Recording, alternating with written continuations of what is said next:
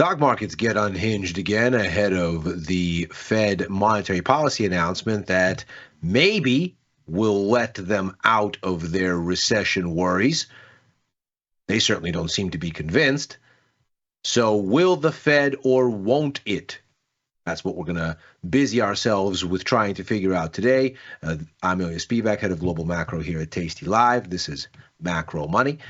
And not surprisingly, of course, the main subject of our conversation here will be the arrival within the next 24 hours, a bit less, of the quarterly Fed policy update. I say quarterly, of course, because this is not just the usual policy meeting. Once the dust settles here, it won't be just the policy statement or the press conference with Fed Chair Powell, usual deliverables on a rate decision that matter. It's also the updated 4 times a year summary of economic projections. We got the last one in December. We're going to get a new one this time around, and that will help to shape what the markets think. But before we get into all of this minutiae, let's first break down what exactly seems to be going on and why the markets need rescuing. Here's a chart of the S&P 500, and obviously we can very clearly see that there was an uptrend and now there isn't one. The latest up move from August running into early December. At that point, the markets top and enter digestion mode. And of course, since about the second half of February here, we've looked more and more like something akin to free fall. As a matter of fact, if we consider the past 4 weeks that the S&P has moved, it has suffered the first consecutive 4-week sell-off since August, when this rally began, and the steepest decline since October of 2022, when the markets initially bottomed after the Fed drove them down all year that year, in 2022 that is, with aggressive rate hikes. So we are looking at a market that's very clearly become unglued, and it's important to, I think, figure out why. So the natural sort of tendency here has been to flag concerns about fiscal policy, concerns about the rapid reversals and the sort of general instability of fiscal policy as what's going on. And very easily that conversation slips into the substance of the policy versus its administration. And it's very important, I think, to consider here how all of this comes together to something the markets actually care about. So consider, here's late October, here going into November. By this time, the market clearly knows that there are tariffs coming already. We heard this on the campaign trail repeatedly. By this time, it becomes clear what the election outcome is going to look like. And then, of course, you get the outcome. So by the time you're over here, rallying still, you've already understood that the tariffs are coming. From the first Trump administration, you already know that the implementation of the tariffs might be acrimonious. And you have a good sense already that at least this much is known. And the markets take that news in stride, clearly. We continue to rally in the wake of the election all the way into this December high. Markets then settle into a kind of digestion mode, as we just mentioned. But it takes economic data actually showing you what the implementation of the tariffs is doing to really get the markets out of bed. Consider here, this gap is where the initial tariffs on, tariffs off flip-flop occurs in early February, where initially you get the levies against Canada and Mexico in place, and then in less than 24 hours, they are put on pause because there occur direct negotiations between President Trump and first the president of Mexico, Claude Sheinbaum, and then the then Prime Minister of Canada, Justin Trudeau. He's since been replaced by Mark Carney. So you get this gap down when the tariffs get input. That gap is closed within a day because they get taken away. So the market still very open-minded at this point to the idea that the tariffs are not going to be a big hurdle, that this is not going to be something that is an ongoing concern, and that it can remain focused on things like deregulation and tax cuts, all of which the market generally likes. We notice that by late February, the vibe changes.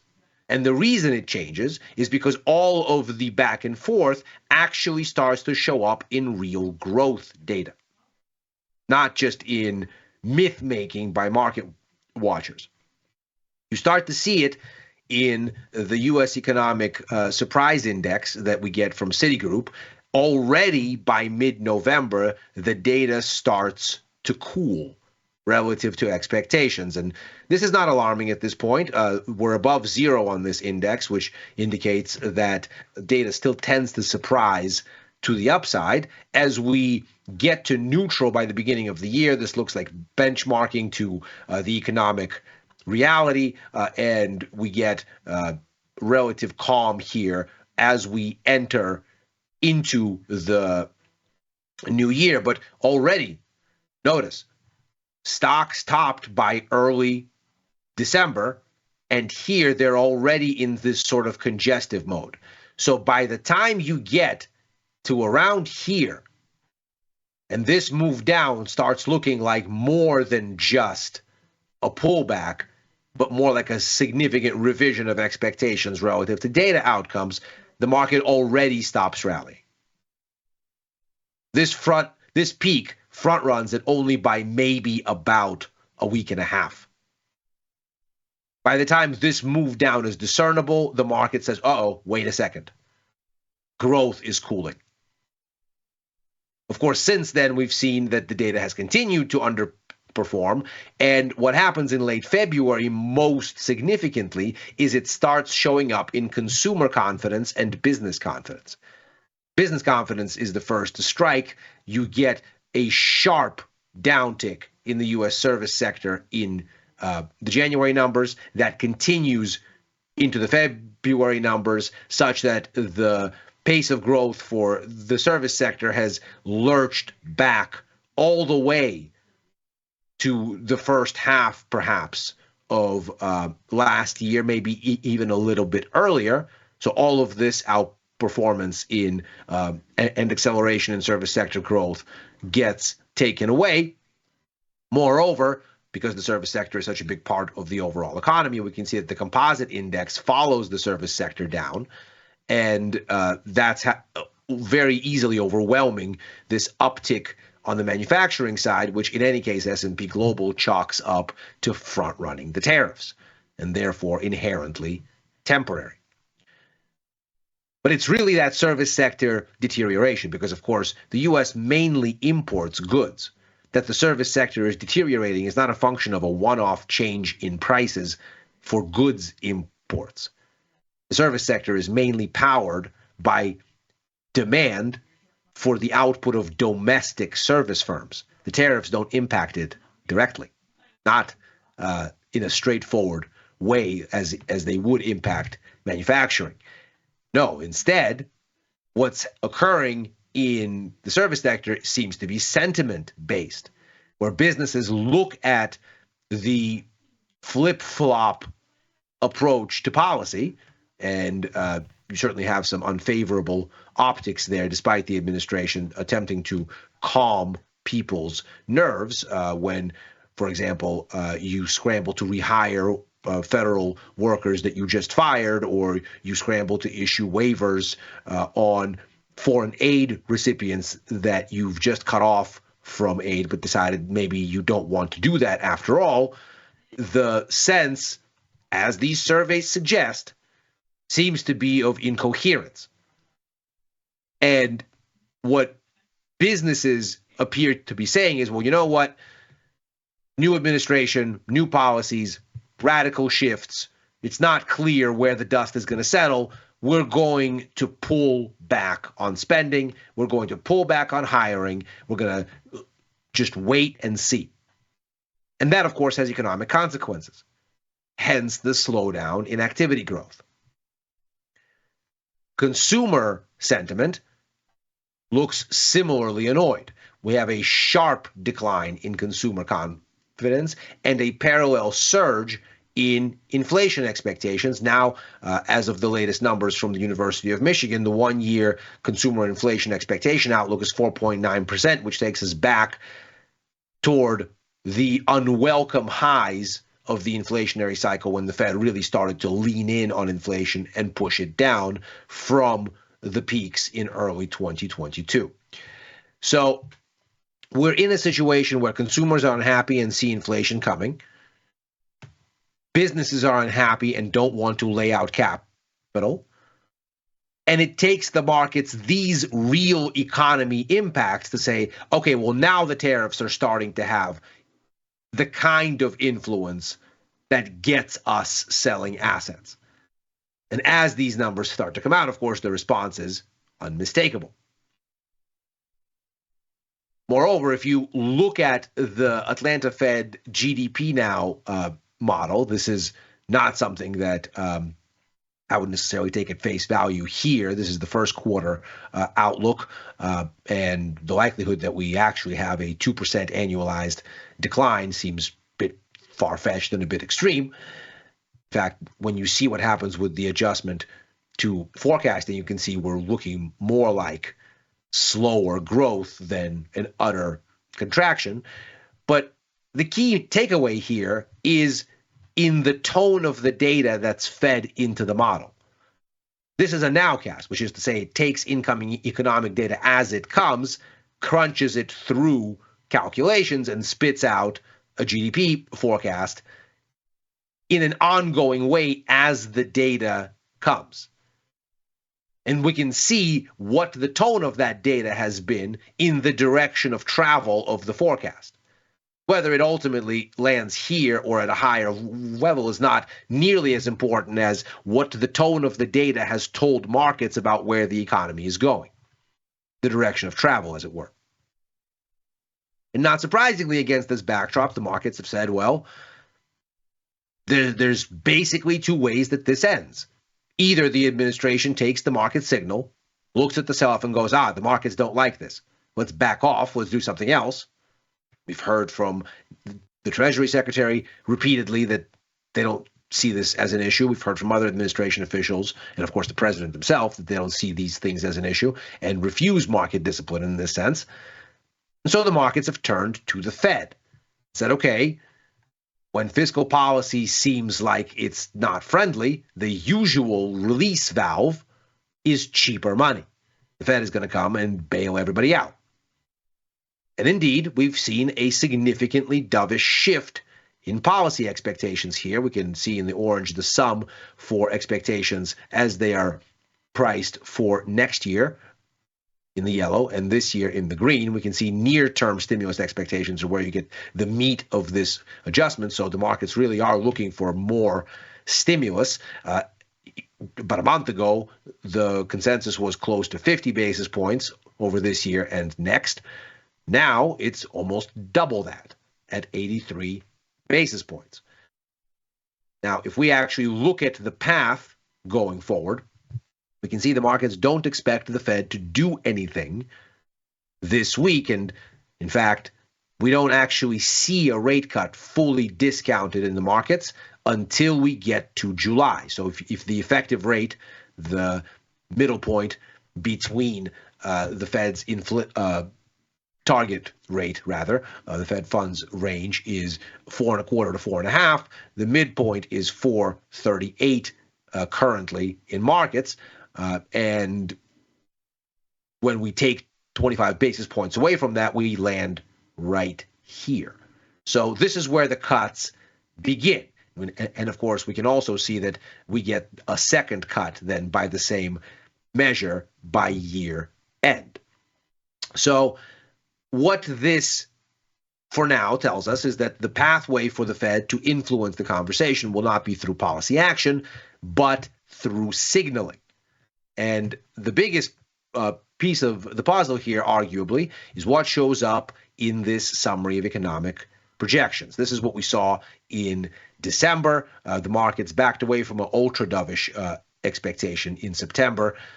They said, okay, so in 2025, 50 basis points in cuts from 4.4 to 3.9. In 2026, another 50 basis points down to 3.4. That basically extends the path by a year. In September, the expectation was that 3.4 would get achieved this year. Now, end of next. So we're looking at a baseline of about 100 basis points in easing between this year and next, which is not too far from the Fed's own forecasting. But of course, the markets thought that the Fed was much too dovish and was actually much less so. So there has been a significant shift, but perhaps from the Fed's perspective, there's really just a adjustment to where they already were. So perhaps there is no reason to change these variables. The other considerations might well be the actual policy statement and whether it acknowledges the recent consternation in markets, and the press conference with Chair Powell, which no doubt will bring up this market turmoil because reporters will ask about it. And we will, of course, see what the chairman says. Now, on one hand, there is a favorable set of circumstances, at least in the most recent data. Inflation came in a bit lower than expected, 3.1% on the Fed's most critically watched core measure. That was versus 3.2% expected. And as we look at the dynamics here, we do see some initial green shoots. So the 3-month and 6-month annualized pathway for inflation seems to have ticked a little bit lower from January to February. Same thing at the core. The 3-month and 6-month annualized rate seems to have eased a bit, but all of this is still very tenuous, and the trend has been basically going the wrong way since the middle of last year in terms of the pathway. So might take some time for the Fed to really buy into this turn having already occurred. Recall that last year the Fed was bemoaning that inflation was not falling as fast as they wanted at the beginning of the year. We can see some of this frothiness right here. The market saw this cool off and was already screaming at the Fed to do something from April into August. Obviously, we can see that lines up with what's been happening in the economic data over that period. It was already cooling relative to expectations. And the Fed didn't abide the signal until September, by which time inflation was already heating back up again. Now, on one hand, this was helpful for the Fed to keep markets anchored around a sort of range as it fine-tunes things. Anytime they overspeculate this way, the Fed seems to have found a way to throw them back. But it might be early yet to assume the Fed is going to read into this and say, oh, yes, now is the time to dial up easing. Moreover, we've just heard from Fed Chair Powell, who spoke but 2 weeks ago, and said, we have the benefit of time. The economy is not challenging any of our assumptions about where we're heading at this point. We have still confidence that we're going to a 2% inflation rate. We still have confidence in the labor market, which, despite some of this more recent consternation, still looks generally okay and hasn't seen terrible signs of wear and tear, unlike some of the survey-based stuff in the PMIs. So we have the benefit of time, and we don't need to act now, which, of course, clashes with what the markets are saying here. They are, in fact, saying, well, yes, you do, and we are telling you to because we've shifted the outlook meaningfully. So this sets up an interesting dynamic. If the Fed comes out and says, we don't need to do anything now, we don't need to do anything except wait and see, we also obviously see that there's uncertainty around trade policy, around fiscal policy. Before we can make heads or tails on that, much as the rest of the watching audience, we'd like to see the dust settle and know more. And right now, there's no reason for us not to wait and not to let that happen.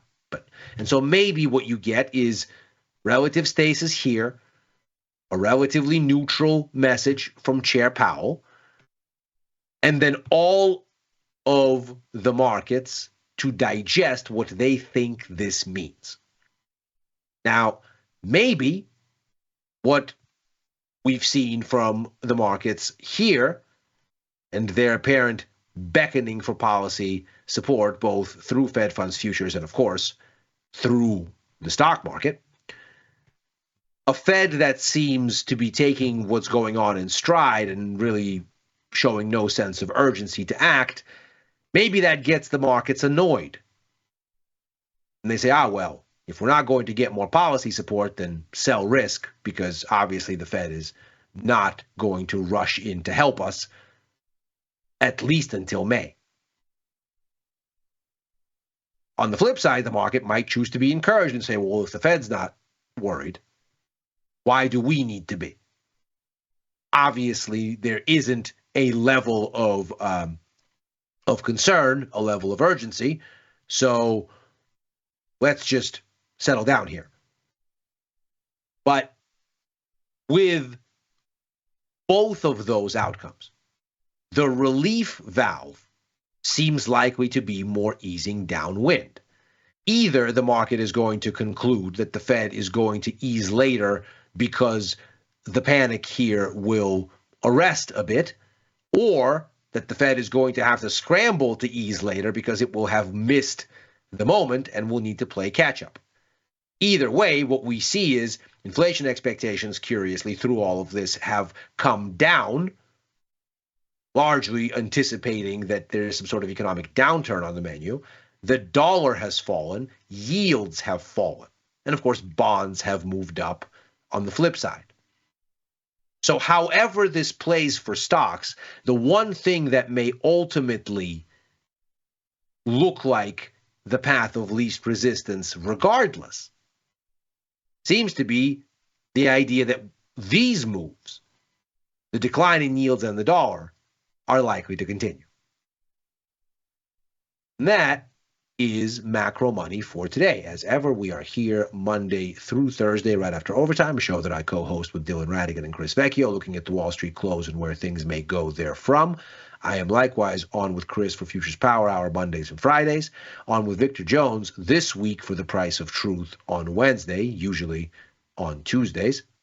Back with Victor for a first call with Tom on Sundays, writing for the News and Insights portion of tastylive.com, and commenting at Ilya Spivak on the platform formerly known as Twitter and on Blue Sky. If you're watching on YouTube, like and subscribe. Thanks very much for watching. Happy trading.